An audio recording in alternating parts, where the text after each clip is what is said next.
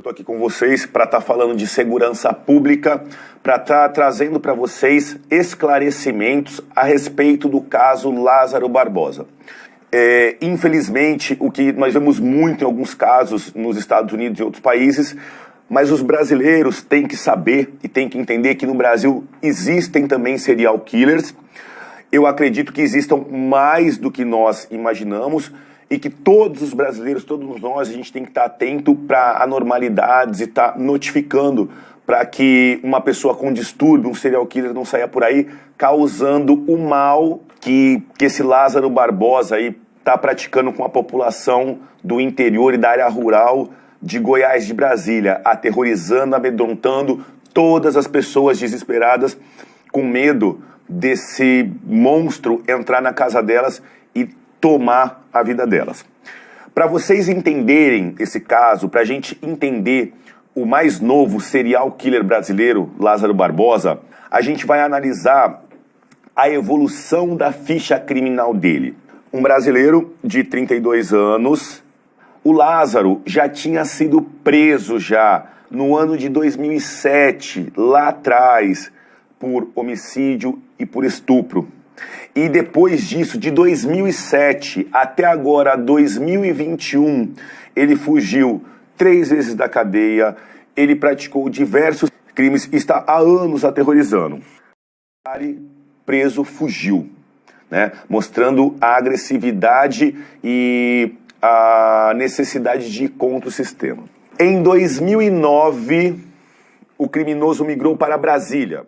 Então a gente tem a construção de um criminoso que foi preso num primeiro momento só num homicídio, mas que a polícia, o sistema não foi capaz de fazer ele cumprir a pena toda, já perdeu o medo e o respeito, e na sequência ele volta a praticar homicídio, pratica estupro e roubo. 2009. Em 2012, Lázaro e outros 3 presos se juntam e agridem um outro detento durante o banho de sol. É aí que eu vou contar para vocês que é uma coisa muito pesada. As cadeias do Brasil, a gente tem um sistema chamado seguro. O que seria esse seguro? O seguro é uma cela dentro da cadeia que ficam os presos que os outros detentos têm vontade de matar, praticar homicídio. Na sua grande maioria, nas penitenciárias do nosso país, esses são os estupradores. O que me chama a atenção nessa informação de 2012? O Lázaro, ele já estava preso por estupro. Então, ele tinha que estar numa cadeia somente de estupradores e ainda ter muito pouco acesso a pátio e esse tipo de coisa, que é o que acontece. Ele tem um caráter tão violento e tão agressivo que o meu entendimento aqui, a minha leitura, é que ele tinha o tratamento de presos normais que não praticaram estupro, que é um crime que a população carcerária abomina. Apesar de ser crime, a maior parte da população carcerária é contra o estupro. E o Lázaro, preso por estupro, passeava pelo pátio e ainda conseguiu dar gravata e espancar. Extremamente perigoso e violento, inclusive dentro da penitenciária. Aí vamos analisar, né? O Lázaro preso em Brasília. Na segunda fuga do Lázaro, ele fugiu porque ele teve direito ao indulto de Páscoa, a uma saidinha de Páscoa. Galera, a gente está aí aproximadamente no ano de 2013, a gente está hoje em 2021. Vamos dar uma analisada no laudo, no exame psicológico do Lázaro, que foi feito pelos psiquiatras forenses da cadeia, e o parecer do Ministério Público. Ambos totalmente contra a saidinha dele, mostrando que esse Lázaro não tinha a mínima condição de convívio em sociedade. Mas ainda assim, não sei por que o sistema concedeu a um homicida, ladrão e estuprador o benefício do indulto de Páscoa. Analisar.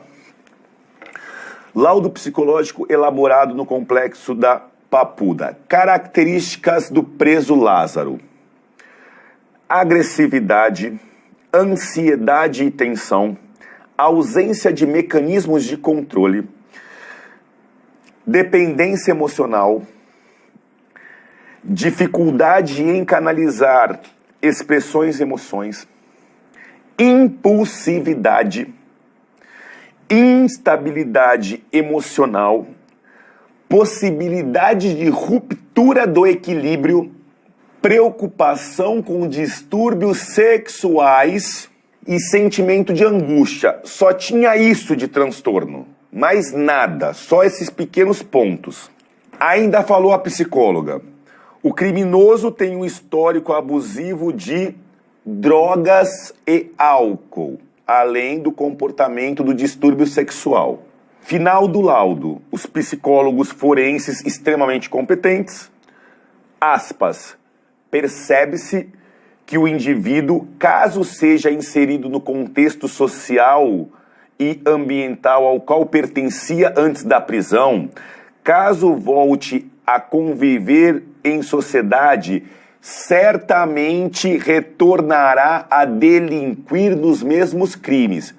A psiquiatra falou que não tinha a mínima possibilidade de colocar o Lázaro na rua.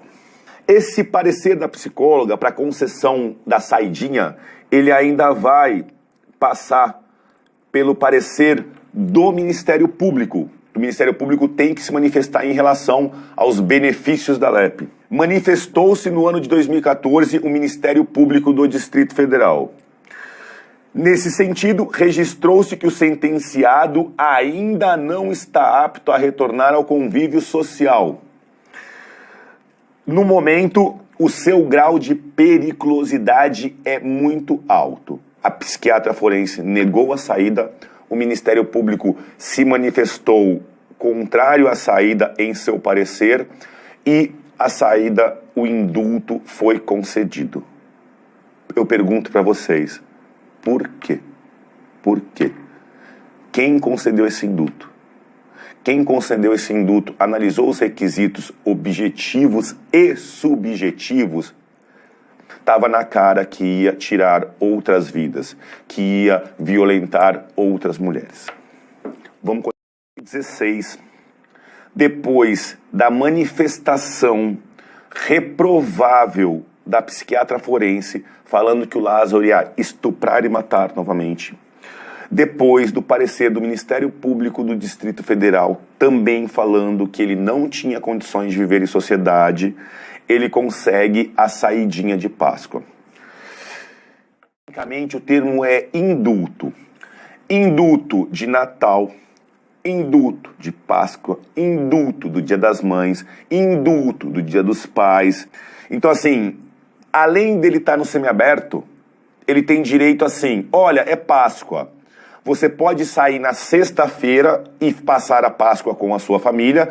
Isso é um direito dos presos do regime semiaberto. E voltar na segunda-feira de manhã para cumprir o regime semiaberto. Só que o que acontece? Quando você pega um preso de alta periculosidade, um preso pesado, que sabe que vai ficar anos na cadeia, e ele consegue o benefício para o semiaberto, vocês acham que depois de uma saidinha, que esse preso vai se apresentar na segunda-feira? Foi o que aconteceu com o Lázaro. Ele já tinha praticado vários crimes, estupro, homicídio, ele tinha um comportamento reprovável dentro da cadeia, ele praticou falta grave dentro da cadeia e conseguiu um benefício. E esse benefício o viabilizou a ficar na rua de novo. A gente está em 2016 e em 2016 Lázaro Barbosa foge de novo das mãos do Estado. Depois da legislação penal brasileira soltar o Lázaro, a polícia duramente, em 2018, conseguiu recapturar ele.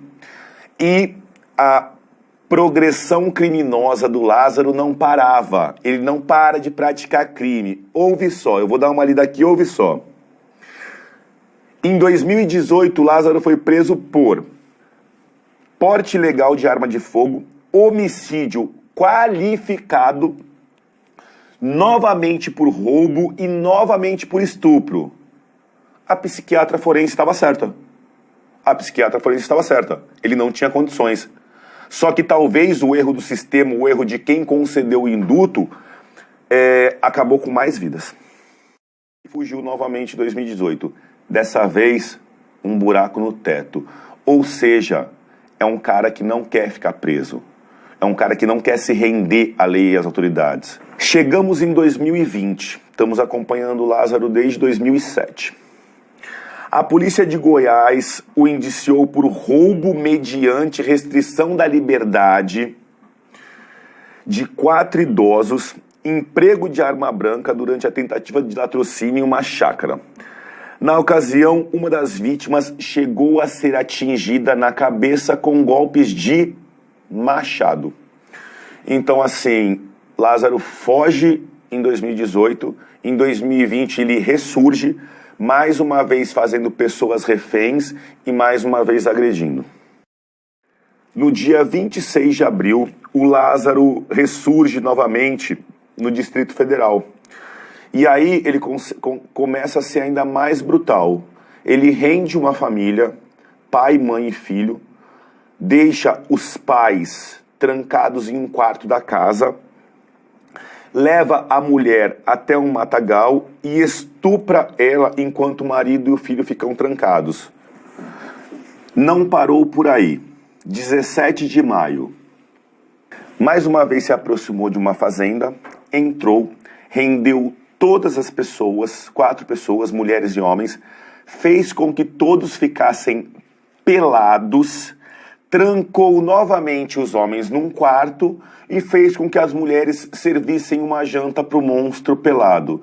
Eu não sei se dentro das dificuldades, da monstruosidade que ele tinha interesse em tentar se ressocializar ou se socializar à força, matando e estuprando as pessoas. 5 de junho, novamente Lázaro é acusado de matar um caseiro em Girassol, em Cocalzinho de Goiás. 9 de junho, Lázaro invade uma chácara na Ceilândia, mata 4 pessoas da mesma família, mãe, pai e filhos de 21 e 15 anos. Detalhe, a proprietária da casa, a mãe, ela foi levada com ele matou os 3 na propriedade, levou essa mãe e ela foi encontrada quilômetros depois, morta nas imediações. A polícia está se esforçando muito, está fazendo um trabalho fantástico. Essa primeira operação que a polícia fez, eles contaram com cerca de 200 homens. 200 homens é um número considerável, parece ser. Mas eu acho que para uma busca em mata, para dar as mãos, uma busca em mata de um criminoso extremamente violento e perigoso para preservar populações policiais, a gente precisa ainda de mais gente, mas já é um número bem considerável. Eu quero cerco policial, mais uma vez, no último dia 15, o Lázaro invadiu uma fazenda e fez refém um pai, uma mãe e uma filha.